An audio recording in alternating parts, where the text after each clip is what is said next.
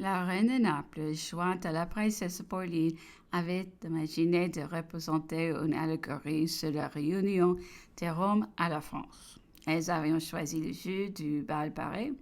À ma grande satisfaction, on me vit laisser celui du bal masqué qui devait avoir lieu quelques jours après. La rivalité qui s'établit entre ces deux quadrilles était réellement plaisante. Les hommes, même les moins futiles, traitaient les choses sérieusement. On venait avec un chagrin marqué annoncer qu'on avait découvert que les quadrilles opposés étaient remplis d'allusions fines et spirituelles sur la gloire de l'empereur, sur celle de la France. Et on me conjurait de tout faire pour ne pas rester au-dessus et de prendre aussi quelques sujets allégoriques.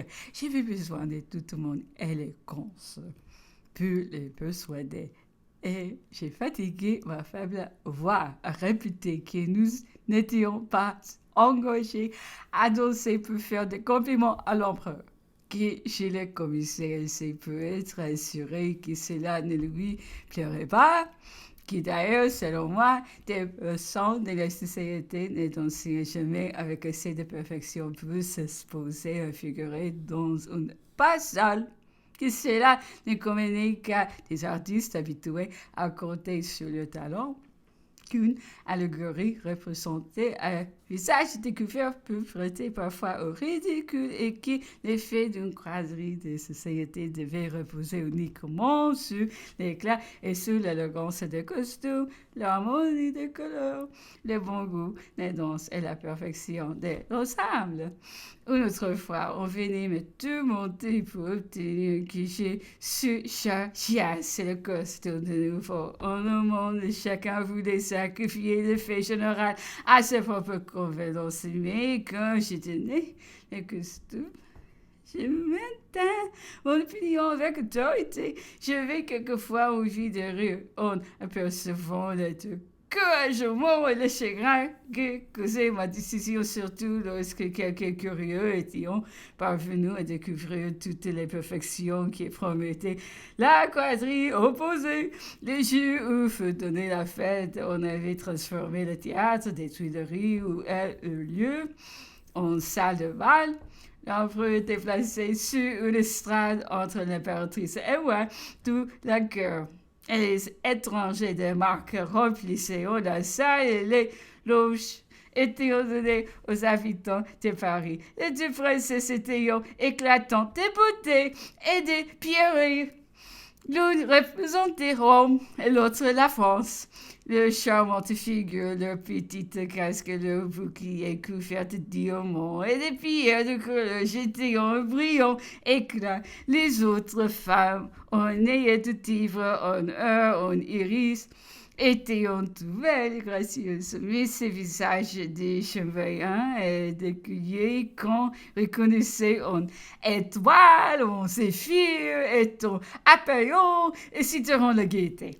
La pantomime ne parut pas non plus appropriée à la dignité des personnes et au lieu de la réputation. Après la quadrille, l'impératrice et moi nous ouvrirons le bal pour une contre-danse française. Ensuite, tous les danses continueront. L'empereur, pendant ce temps, allait parler à tout le monde.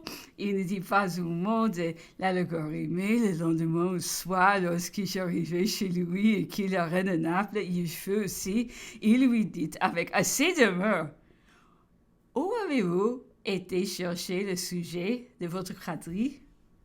Il n'est pas le sens commun. Rome est soumise à la France, mais elle n'en est pas contente.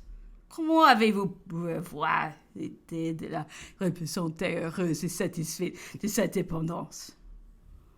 C'est là une flatterie ridicule. Je sais bien que vous ne vouliez qu'être jolie et qu'avoir un beau costume, mais vous pouviez bien trouver d'autres sujets sans mettre la politique en danse. Alors, se retournant vers moi. Et vous, avez-vous aussi préparé quelques fêtes? Je n'aime pas les compliments, je vous en avertis. Je m'empressais de lui dire que mon quadrille n'avait aucune allusion à la politique ni à lui.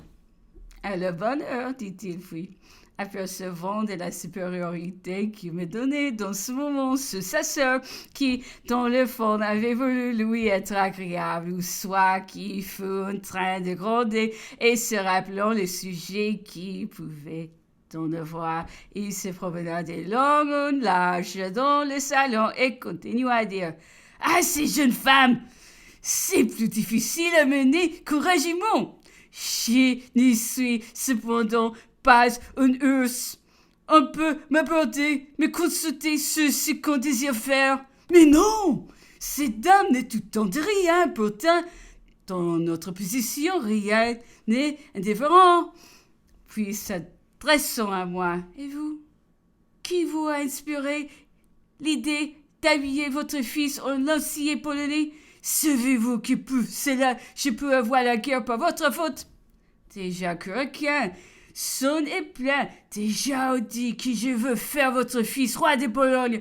Et dit que droite aussi lui faites-vous porter une épaulette de capitaine? Il faut s'être partout pour l'avoir. Je lui avais fait quitter ses autres terres Hollande.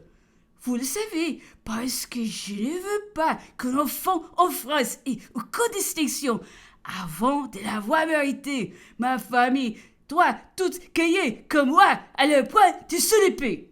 Enfin, dit-il en se réduisant, si peut faire votre fils beau, il vous faut un habit militaire. Eh bien, donnez-lui l'uniforme de la rouge et de la garde hollandaise. Je suis bien bonne encore de vous permettre l'épaulette des sous-lieutenants que votre fils gagnera, je l'espère, plus tard.